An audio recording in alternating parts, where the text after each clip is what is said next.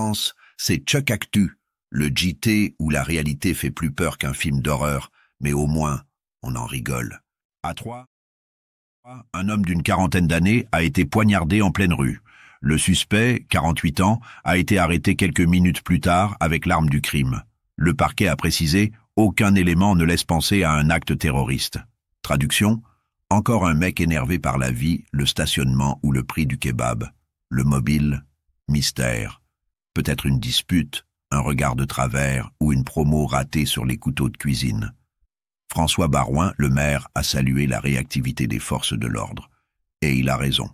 À Troyes, on n'a pas encore de métro, mais on a des réflexes. On quitte la place de la Libération pour aller à Montélimar, où l'amour, lui aussi, finit souvent à coups de lame. À Montélimar, une femme d'une cinquantaine d'années a été poignardée en pleine rue par son compagnon.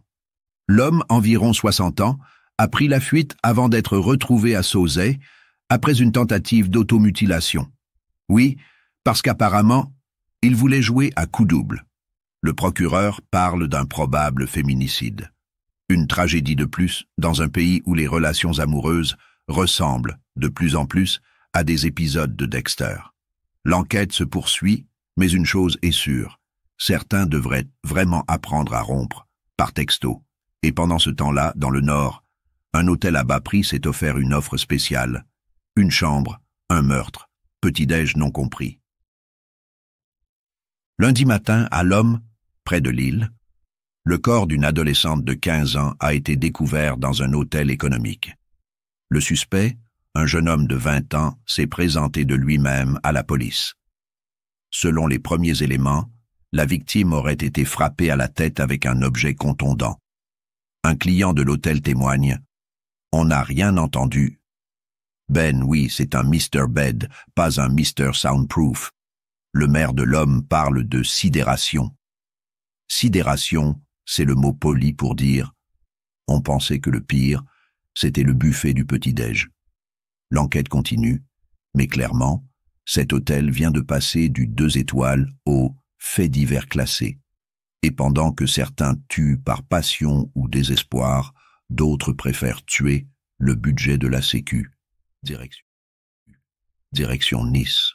5 chauffeurs de taxi ont été condamnés pour une fraude à la CPAM de près de 300 000 €. Le concept ? Des faux transports médicaux facturés à la Sécu. Des trajets inventés, mais les kilomètres, eux, bien encaissés. Le cerveau de l'opération roulait en Porsche Macan et Mercedes GLC, parce que quitte à frauder la santé publique, autant le faire avec des sièges chauffants. Bilan : 18 mois avec sursis, mais pas un jour de prison. En France, tu voles 300 000 €, t'as un casier. Tu voles une baguette, t'as une convocation. Le parquet a félicité la coopération entre la gendarmerie et la CPAM. Une enquête efficace, même si les malades, eux, peuvent toujours attendre leur taxi. Entre coups de couteau, arnaque fiscale et hôtel meurtrier, la France continue de tourner, mais pas rond. Moralité du jour. Si vous aimez quelqu'un, dites-le. Si vous détestez quelqu'un, dites-le aussi, mais sans ustensiles. Et si vous avez un taxi, servez-vous-en pour bosser, pas pour frauder. C'était Chuck Actu, le seul JT où l'absurde est encore plus crédible que l'actualité. À demain pour de nouveaux faits divers, ou de nouvelles blagues bien noires. Allez, restez vivants. Ou au moins honnêtes.